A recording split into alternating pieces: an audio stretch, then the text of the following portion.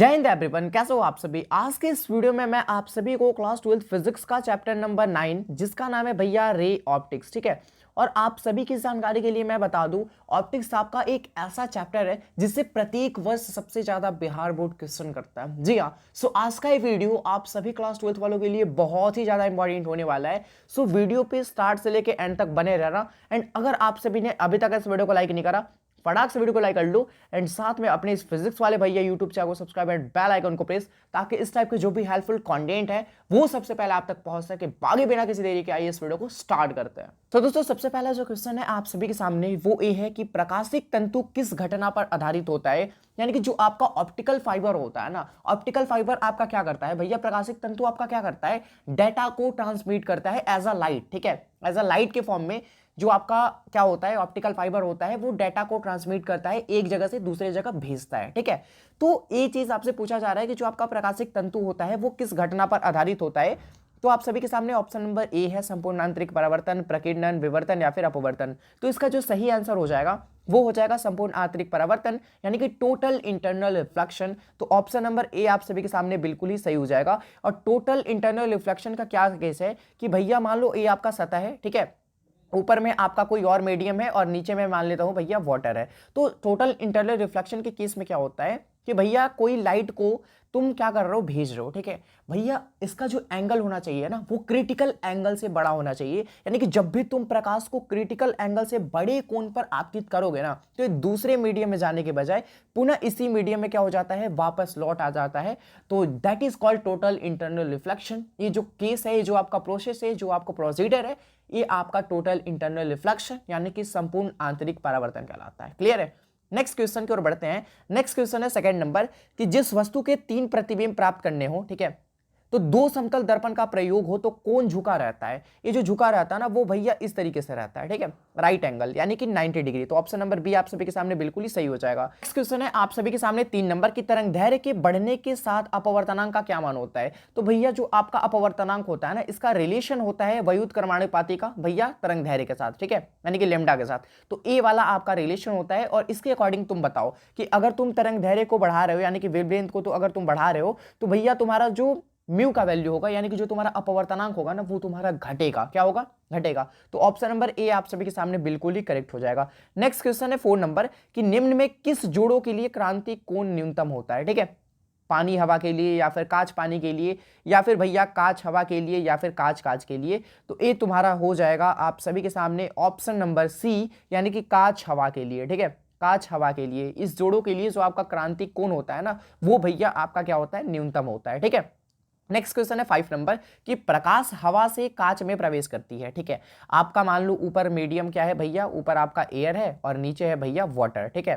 तो क्या कह रहा है, सॉरी ग्लास है ना, ग्लास नीचे, ऊपर में एयर है और नीचे में आपका ग्लास है। अब कंडीशन समझते क्या कहता है कि जो प्रकाश है ना वो क्या कह रहा है भैया, हवा से कांच में प्रवेश कर रहा है, तो इसका तरंग दैर्घ्य क्या होगा। तो इसका तरंग दैर्घ्य क्या होता है भैया, हवा से अगर कांच में आ रहा है तो इसका तरंग दैर्घ्य घटेगा, ठीक है। तो ऑप्शन नंबर बी आप सॉरी तरंग दैर्घ्य की बात कर रहा है ना, तो तरंग दैर्घ्य यहां से आपका बढ़ेगा, ठीक है। तो ऑप्शन नंबर ये आप सभी के सामने बिल्कुल ही सही हो जाएगा। नेक्स्ट क्वेश्चन है 6 नंबर, सॉरी मैं कुछ ज्यादा ही नीचे आ गया क्या, चलो कोई नहीं यार।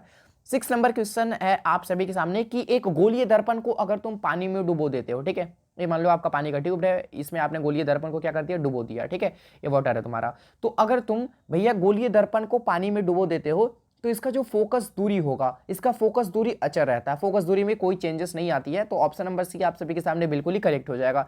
नेक्स्ट क्वेश्चन है 7 नंबर कि निम्न में किस रंग का तरंग दैर्घ्य सबसे कम होता है, ठीक है। अगर बात करा जाए तरंग दैर्घ्य का यानी कि वेवलेंथ का, तो सबसे ज्यादा तुम्हारा रेड का होता है और अगर सबसे कम अगर बात करा जाए तो तुम्हारा होता है भैया बैगनी का, ठीक है, यानी कि वॉयलेट का, ठीक है। तो क्लियर है चीजें।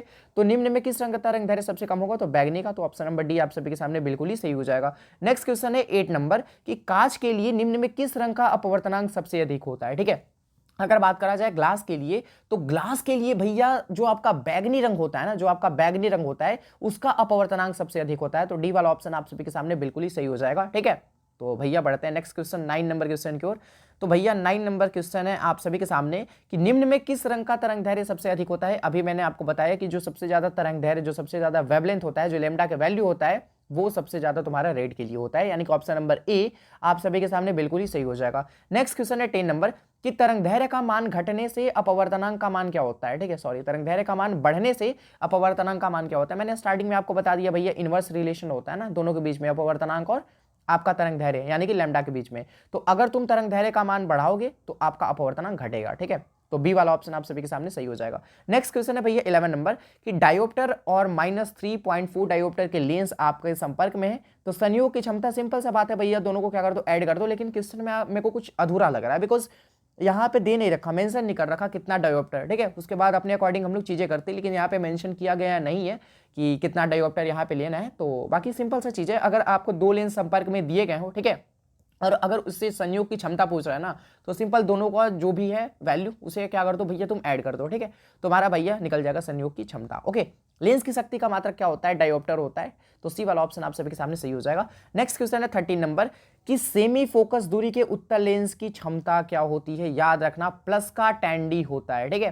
क्या होता है जी, तो प्लस का tan d होता है। तो ऑप्शन नंबर बी आप सभी के सामने बिल्कुल ही सही हो जाएगा। नेक्स्ट क्वेश्चन है भैया 14 नंबर कि किस रंग के दोष युक्त नेत्र इन रंगों के विभेद नहीं कर सकता, तो लाल एवं पीला। तो डी वाला ऑप्शन आप सभी के सामने सही हो जाएगा। नेक्स्ट क्वेश्चन है 15 नंबर कि निम्न में लाल फूल को, ठीक है, अगर निम्नलिखित में क्या करते हो तुम, लाल फूल को हरे कांच के टुकड़े में देखा जाता है, ठीक है। अगर मान लो एक कांच का टुकड़ा है जो कि तुम्हारा ग्रीन कलर का है, और इसमें तुम भैया लाल फूल को रख रहे हो, फ्लावर है तुम्हारा रेड कलर का, ठीक है, और उसके बाद अगर तुम उसको देखोगे तो ये तुम्हें भैया पता है किस कलर का दिखाई देगा, ये तुम्हें दिखाई देगा भैया काला कलर का, यानी कि ब्लैक कलर का। तो ऑप्शन नंबर डी आप सभी के सामने बिल्कुल ही सही हो जाएगा। नेक्स्ट क्वेश्चन है 16 नंबर कि सरल सूक्ष्मदर्शी के सामान्य संयोजन के लिए आवर्धन क्षमता क्या होती है। फिर से क्वेश्चन को पढ़ो कि सरल सूक्ष्मदर्शी के सामान्य संयोजन के लिए जो तुम्हारा आवर्धन क्षमता होती है वो तुम्हारा सामान्य संयोजन कहलाता है। तो ऑप्शन नंबर ए आप सभी के सामने बिल्कुल ही सही हो जाएगा। नेक्स्ट क्वेश्चन है आप सभी के सामने 17 नंबर की सरल सूक्ष्मदर्शी से बना हुआ प्रतिबिंब क्या होता है, ठीक है।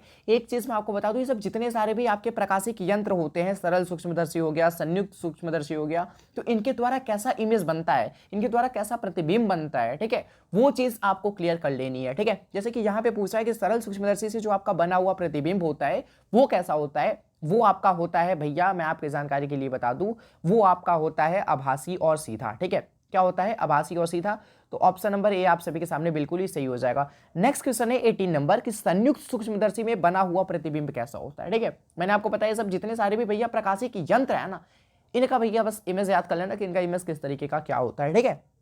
तो भैया क्या होता है, संयुक्त सूक्ष्मदर्शी से जो आपका बना हुआ प्रतिबिंब होता है वो होता है काल्पनिक और उल्टा, ठीक है। तो ऑप्शन नंबर सी आप सभी के सामने बिल्कुल ही सही हो जाएगा। नेक्स्ट क्वेश्चन है 19 नंबर कि संयुक्त सूक्ष्मदर्शी में अभिदृश्यक द्वारा किसी वस्तु से बना प्रतिबिंब कैसा होता है, ठीक है, वो तुम्हारा होता है वास्तविक, उल्टा और आवर्धित। तो ऑप्शन नंबर सी आप सभी के सामने बिल्कुल ही सही हो जाएगा। नेक्स्ट क्वेश्चन है भैया 20 नंबर कि जब संयुक्त सूक्ष्मदर्शी की लंबाई बढ़ाते हैं तो उसकी आवर्धन क्षमता क्या होती है, ठीक है। जब संयुक्त सूक्ष्मदर्शी की तुम लंबाई को इंक्रीज करोगे तो इसका आवर्धन क्षमता भी भैया इंक्रीज करेगा। तो ऑप्शन नंबर बी आप सभी के सामने बिल्कुल ही सही हो जाएगा। नेक्स्ट क्वेश्चन है 21 नंबर कि सामान्य आंख के लिए स्पष्ट दृष्टि की न्यूनतम दूरी कितनी होती है। न्यूनतम दूरी यानी कि मिनिमम डिस्टेंस होता है तुम्हारा 25 सेंटीमीटर। तो डी वाला ऑप्शन आप सभी के सामने बिल्कुल ही सही हो जाएगा। नेक्स्ट क्वेश्चन है 22 नंबर कि मनुष्य के आंख की रेटिना पर किसी वस्तु का बना प्रतिबिंब कैसा होता है, ठीक है। भैया इस प्रतिबिंब का नेचर कैसा होता है, एक चीज मैं आपको बताऊं कि भैया चीजें क्या होती है, जैसे मान लो यहाँ पे कोई वस्तु रखी गई हो, ठीक है, यहाँ पे भैया आप हो, ठीक है, और तुम इस वस्तु को कैसे देखोगे, सबसे पहले जो तुम्हारा लाइट होता है ना वो आपके आंखों पे टकराती है, उसके बाद रिफ्लेक्ट करती है इस वस्तु पे, देन उसके बाद आप इस वस्तु को आसानी से देख पाते हो।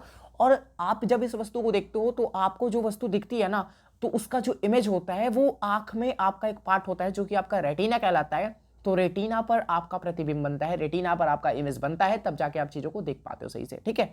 तो भैया यहाँ पे आपसे वही पूछ रहा है कि मनुष्य के आंख की जो रेटिना पर बनने वाला इमेज होता है, बनने वाला प्रतिबिंब होता है, उसका नेचर कैसा होता है। तो वास्तविक और उल्टा होता है। तो ऑप्शन नंबर बी आप सभी के सामने बिल्कुल ही सही हो जाएगा।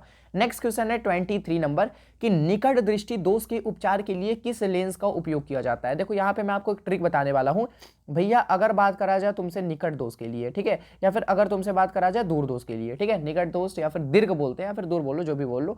तो निकट के लिए जो तुम्हारा हम लोग निकट दृष्टि दोष को दूर करने के लिए जो हम लोग लेंस का यूज करते हैं वो आपका कहलाता है अवतल लेंस, ठीक है। कौन सा लेंस होता है, अवतल लेंस।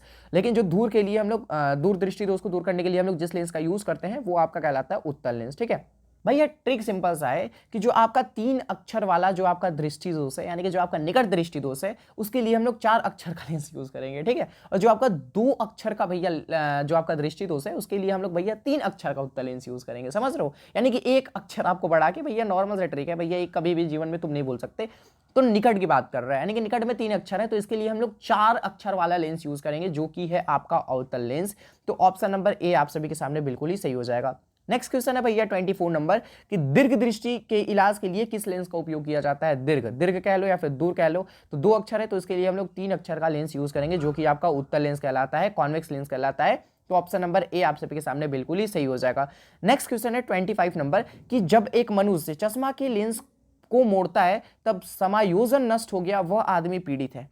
भैया सिंपल सा क्वेश्चन है कि जब एक मनुष्य चश्मा के लेंस को मुड़ता है तब समायोजन नष्ट हो गया, वह आदमी किस रोग से पीड़ित होता है, ठीक है। तो वो भैया है जरा दृष्टि दोष से, ठीक है। तो ऑप्शन नंबर सी आप सभी के सामने बिल्कुल ही सही हो जाएगा। नेक्स्ट क्वेश्चन है 26 नंबर कि निम्न तलों में कॉर्निया की वक्रता से जो दृष्टि दोष होता है, किस दृष्टि दोष का उपयोग किया जाता है, ठीक है।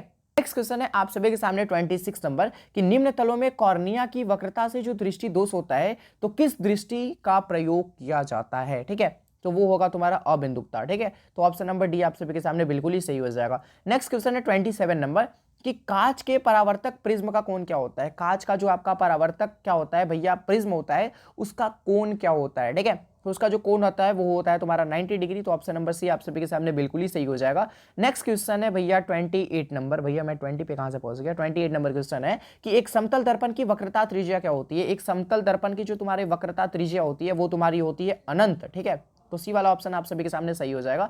नेक्स्ट क्वेश्चन है 29 नंबर कि एक आवर्धक दर्पण जिसका क्षमता दक्षता आपको दे रखा है 12 डायोप्टर और आवर्धक क्षमता का आपको मान क्या करना है भैया, फाइंड करना है। तो ये क्वेश्चन आपके होमवर्क के तौर पे, ठीक है। इसका जवाब आपको भैया कमेंट बॉक्स में बताना है। So thank you so much आप सभी को यहाँ तक आने के लिए। एंड अगर आप सभी ने अभी तक इस वीडियो को लाइक नहीं करा, फटाक से वीडियो को लाइक कर लो एंड दोस्तों में भी शेयर कर लो एंड सब्सक्राइब करा लो, बिकॉज मैं चाहता हूँ कि भैया फर्स्ट ईयर तक यानी कि न्यू ईयर तक हमारे चैनल पे 1000+ फैमिली मेंबर हो जाए, ठीक है। तो इसके लिए आई नीड योर सपोर्ट। बाकी मिलते हैं जल्दी की नेक्स्ट वीडियो में किसी नई धमाकेदार वीडियो के साथ। तब तक के लिए आप सभी को be positive, keep doing, wish all the best. Thank you so much आप सभी को। जय हिंद।